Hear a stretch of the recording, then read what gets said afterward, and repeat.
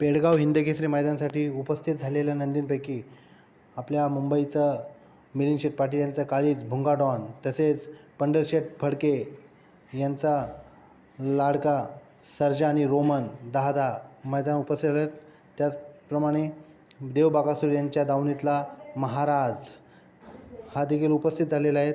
आणि आजच्या प्रमुख पायऱ्यांपैकी असे नंदी उपस्थित झालेले आहेत. तसेच देव बाकासूर देखील मैदानात उपस्थित झालेला आज त्याचा प्रमुख पायरा आहे संतोष शेठ तोडकर ठाणे विटावा यांचा सुंदर 11-11. तसेच संतोष शेठ तोडकर यांचं काळीज ठाणे विटावा यांचं काळीज मल्हार 11-11 देखील मैदान उपस्थित झालेले आहेत. त्याचा आजचा पायरा आहे घोटकरांचा सर्जा, ज्याला मुंबईचा रॉकेट म्हणून ओळखलं जातं. असा घोटकरांचा सर्जा आणि मल्हार हा टॉपचा पायरा इथे जुळून आलेला आहे. पेडगाव हिंदकेसरी मैदानासाठी सज्ज. मैदानाचा थरार पाहण्यासाठी आपण येथे पोचलेलो आहोत. सर्व बैल अत्यंत जिद्दीने आणि मालकासाठी पळत असतात.